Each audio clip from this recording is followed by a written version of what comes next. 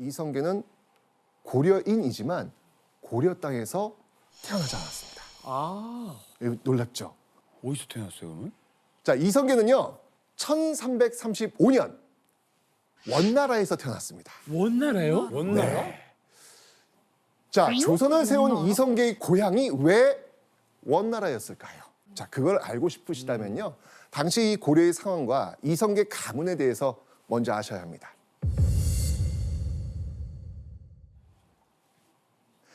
이성계가 태어나기 100여 년 전인 1231년 이 고려는 징기스칸의 이 몽골 제국과 긴 전쟁을 치르던 중이었죠. 자, 이 고려는요 몽골에 결사항전했지만 이 차례로 이 땅을 계속해서 빼앗기게 됩니다. 지도를 좀 한번 보도록 하겠습니다. 여기 핑크색하고 초록색으로 표시된 곳이 바로 몽골에 빼앗긴 땅입니다. 아, 그리고 이성계의 가족이 살던 곳은 이 핑크색이 표시된 동북면, 그러니까 오늘날의 함경남도 영흥지방이 되는 것이죠. 근데 이제 전주 집안이 왜 북쪽에 가 있는 거예요? 궁금하시죠? 교수님 한번 말씀 부탁드리겠습니다. 사대조까지 좀 거슬러 올라가야 됩니다. 이성계의 사대조가 이안사라는 사람인데 이분이 전주에 있을 때에 전주 지방 관리하고 갈등을 일으켜요. 더 큰 문제는 이 관리가 조정에까지 보고하려고 한단 말이죠. 그러니까 이안사 입장에서는 전주에 더 이상 머물러 있을 수가 없는 거지요. 그래서 결국 식솔들을 거느리고 강원도 삼척으로 갑니다. 그런데 공교롭게 이 전주의 관리가 다시 강원도 지역을 부임한다는 소문을 듣게 돼요. 아, 거기까지? 그러니까 또 삼척에 못 있겠네 해가지고 식솔들을 이끌고 북쪽인 동북면으로 가게 되는 겁니다.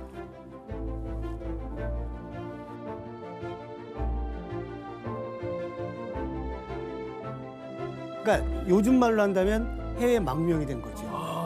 국적도 자연스럽게 고려해서 원나라로 바뀌게 된 거고. 그러던 1356년 이 고려인이었지만 원나라의 백성으로 살아가던 이 이성계 집안이 고향 땅 고려로 돌아올 기회가 생겼습니다.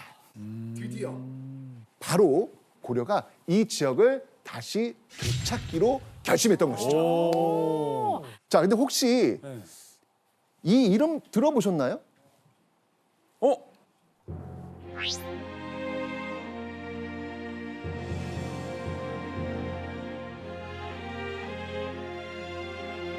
자, 이 공민왕은요 다른 왕들과는 달리 이 고려를 외세에 휘둘리지 않는 정말 자주적인 나라로 만들고 싶어 했던 그런 왕입니다.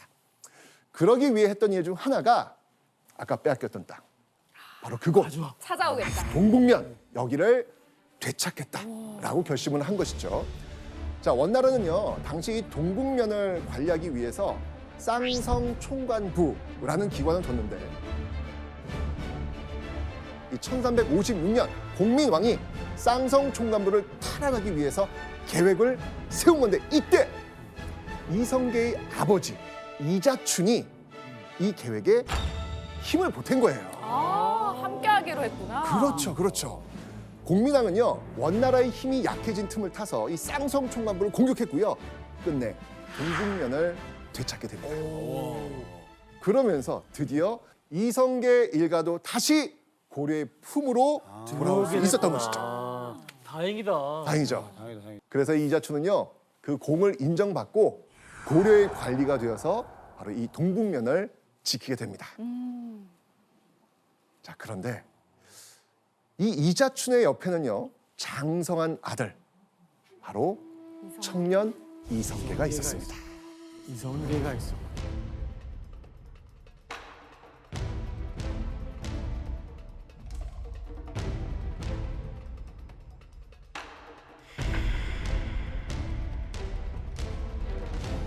자, 그런데 이런 이성계를 도와주는 정말로 특별한 존재가 있었습니다. 최강의 전투력을 자랑하는 강철부대.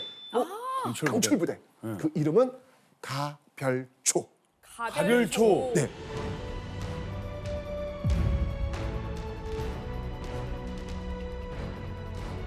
이 가별초는요 이성계 집안 대대로 내려온 사병 집단입니다. 전투력, 경력, 충성도에 있어서 정말 당대 최강의 부대였죠. 한 1,000명에서 한 3,000명이 달하는 엄청난 규모를 자랑했죠. 엄청나네. 3,000명이면. 네. 많다. 자, 그럼 다른 장군의 부대와 이 가별초는 어떤 다른 점이 있을지 네. 설명을 좀 드려보도록 하겠습니다. 예. 첫 번째는요. 말. 오케이. 네, 바로 이 말타기에 능숙한 이민족으로 구성된 기마부대였습니다.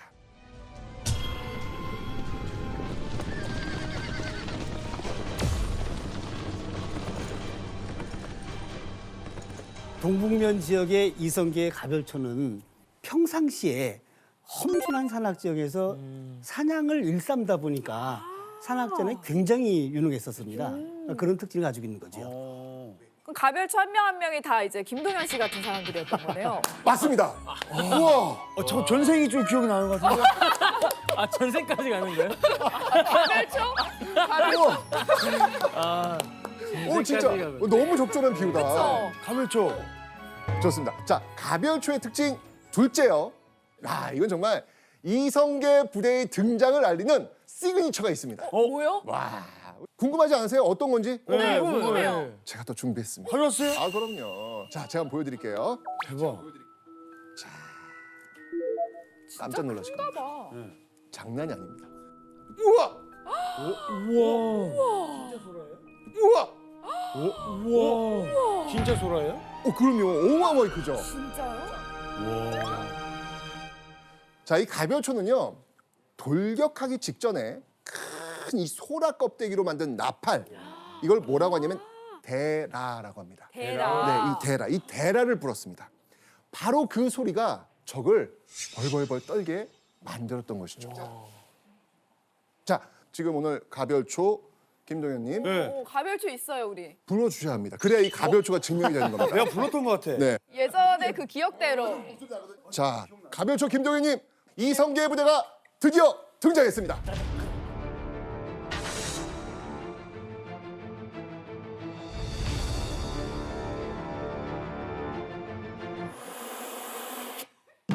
뭔지 나는데 바람 소리인데? 이 소리가 나요 진짜? 다시 한번 마지막. 이거 아니에요 이거? 입에서 했죠? 아니 이거 안 했어. 소리죠? 입에 안 했어. 전생의 기억을 가져오니까 소리 안 기억을 나. 넣었구나. 비슷했는데 자, 그럼 제가 오디오로 한번 소리 한번 들려드릴게요. 아, 고생하셨어요. 애쓰셨어요. 힘드셨죠?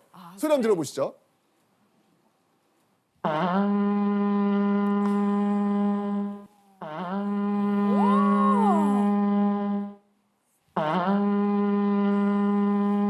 이성계다 이거잖아요. 그렇죠. 등장만으로 정말 적을 벌벌 떨게 만든 이성계의 가별초는요. 정말 고려시대 강철 부대였던 것입니다. 아 멋있다 멋있다. 자, 그러던 어느 날 이 가별초와 함께 동북면에서 국경을 지키고 있던 이성계에게 더 큰 도전이 이성계를 기다리고 있었는데요. 바로 원나라의 반란군 홍건적입니다.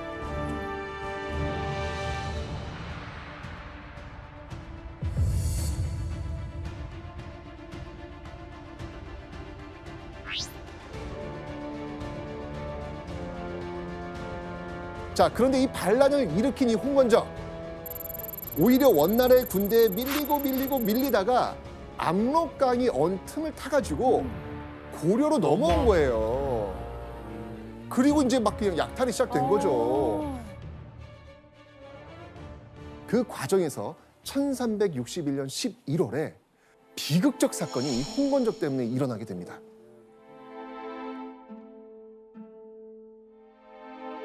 고려의 수도 개경이 20만 홍건적에 의해서 함락당한 겁니다. 수도가. 수도를 잃으면 끝나는 거잖아요. 왕은 성을 버리고 결국은 도망치는 신세가 될 수밖에 없었죠. 홍건적은요, 도망치지 못한 힘없는 백성들을 잡아서 마구 죽입니다. 당시 그 끔찍한 기록이 있었는데요. 이날 홍건적이 개경을 함락한 후 수개월 동안 진을 치고 머물면서 또 남녀 백성들을 죽여 구워 먹거나 임신부의 유방을 구워 먹는 등 온갖 잔악한 짓을 자행하였다. 너무 끔찍한데요? 아니, 어떻게 이럴 수가 있어요? 이렇게 고려 사람들이 절망에 빠진 그 순간 네. 나타난 영웅이 있습니다. 그가 누구였을까요?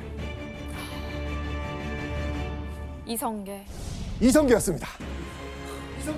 어떻게 했어요? 진짜. 자, 이성계의 군이 도착했음을 알리는 바로 그 대라 소리가 울린 후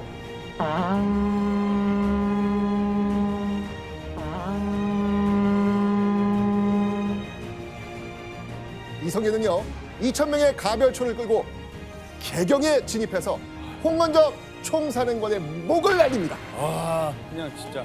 와, 네. 네, 와 대단하지 않습니까? 네. 그 지옥으로 변했던 그 개경을 홍건적이 함락된 지 3개월 만에 3개월. 빼앗긴 개경을 되찾을 수 있었습니다. 아, 이제 박수 한번 쳐주죠. 와. 거의 영웅인데요. 네. 그죠? 이 개경을 되찾는 공을 세운 이성계는 경성수복 1등 공신이라는 훈장까지 받게 됩니다. 받아야지. 이 정도. 받아야죠. 교수님 어떻게 보면 이게 진짜 이성계의 터닝 포인트라고 볼 수 있지 않을까요? 예, 맞습니다. 동북면 출신들이 고려로부터 인정받게 됐다는 것을 공식 확인하게 되는 것이고 더 중요한 거는 이 이후로 동북면 출신들이 정치 세력화는 계기가 되었다는 점에서 금방 말씀하셨던 터닝 포인트가 되는 거죠. 굉장히 중요한 사건이에요. 엄청난 거죠.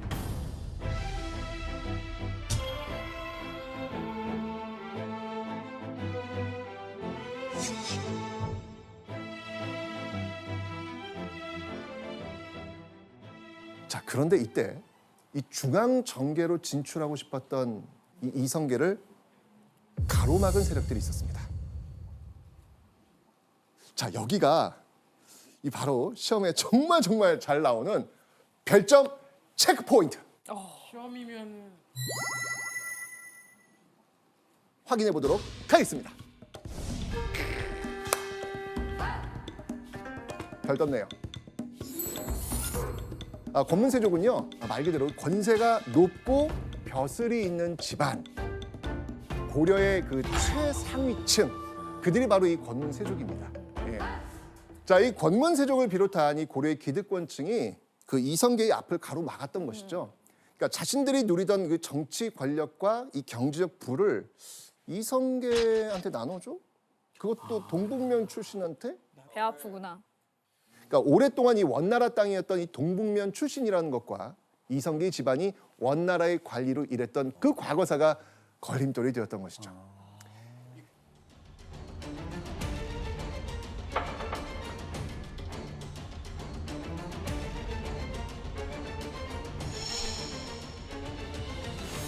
권문세족이 불법적으로 땅을 강탈하고 독점하기 시작한 겁니다. 더 심각한 거는요. 좋은 땅을 보면 땅 주인을 때려서라도 그 땅을 빼앗는 거예요. 예. 너무 못됐다. 너무 그냥 못됐어요. 막무가내네요. 그러니까요.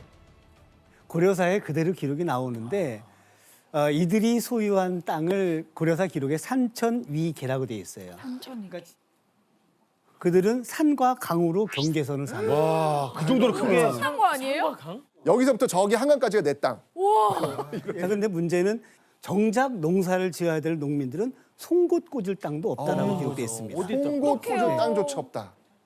자, 이렇게 권문세족 횡포 때문에 나라가 부패하고 이 망국의 기운이 보이니까 고려 백성들 사이에서는요 이런 말이 유행어처럼 번지는데 이거 들으시면 아마 깜짝 놀라실 겁니다. 아니 진짜 이 시대에 이런 말이?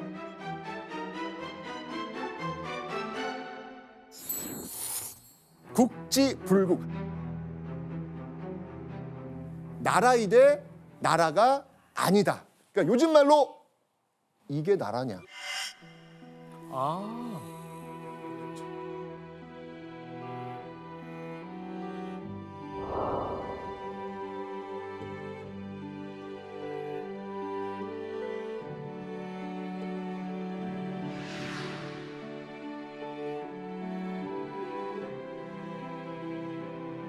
자, 그런데 이런 막막한 고려에서 개혁을 바라는 세력들이 나타납니다. 자, 이 권문세족이 원나라의 힘을 업고 횡포를 부릴 때 바로 이 공민왕의 신뢰를 바탕으로 힘을 키워나간 신흥 세력이 있었는데요. 그들이 바로 신진 크게 사대부. 정답. 와. 아니, 권문세족을 알면 신진사대부는 맞아요. 자동으로 붙어버리거든요. 권문세족과 신진이 싸우니까 정말 공부하신 거예요. 와, 진짜 대단하시네. 인정. 맞습니다.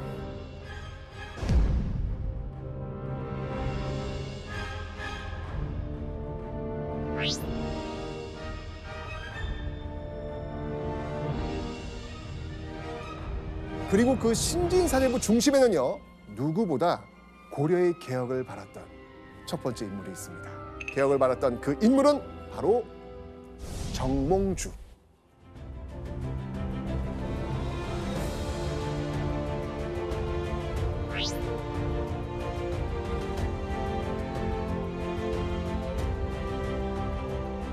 당시 이 정몽주가 참모로 있던 고려군이요, 여진족과의 전투에서 연달아 패배하고 있었습니다. 아, 얼마나 속상했겠어요. 네. 그죠? 그런데 이 연달아 패배하고 있는 이 고려군을 구하기 위해서 1,000명의 가별초를 끌고 이성계가 등장합니다. 다 등장도 든든해요, 든든해요. 또 무찔러 줬죠, 또 이성계가. 자, 정몽주는요, 이성계가 자신이 정말 꿈에도 그린 영웅, 저 사람은 나의 영웅 하고 시를 짓습니다. 예원 씨가 한번 읽어주시죠.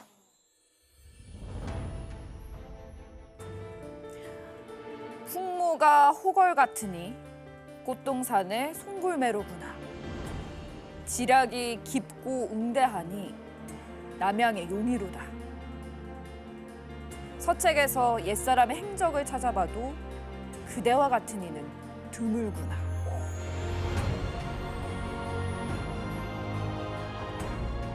자, 이후 정몽주는요, 그 이성계 전투에 종종 참모로 종군했고요. 이성계에게 이 학자들을 소개해주면서 활발히 교류하게 했고요.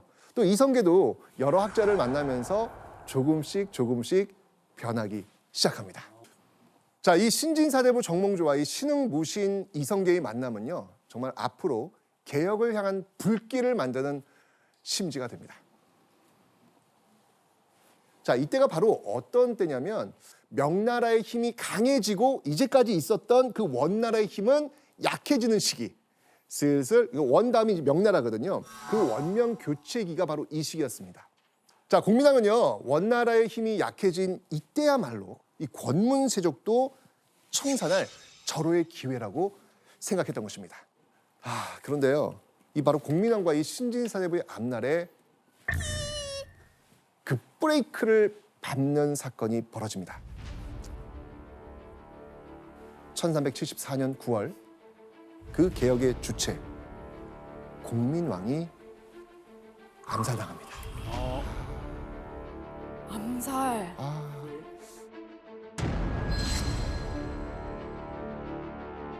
자, 이 공민왕의 어린 아들 우왕이 즉위하고 이 그 옆에는요,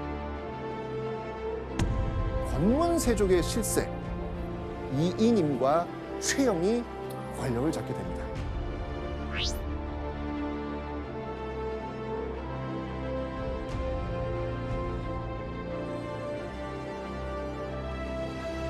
우왕 옆에서 이 신진사대부를 탄압하고 정말 부정부패를 일삼았던 인물이 바로 이인임입니다. 자, 그 부정부패가 너무 심하거든요. 이 내용이 어떤 내용인지 한번 예원 씨가 한번 읽어주시죠. 뇌물을 주고 청탁하는 자는 어진 인재가 되고 절조와 염치를 갖춘 사람은 불초한 자가 되었으며 그가 한 번 웃으면 공신이 탄생하고 그가 한 번 찡그리면 사람이 처형당했습니다.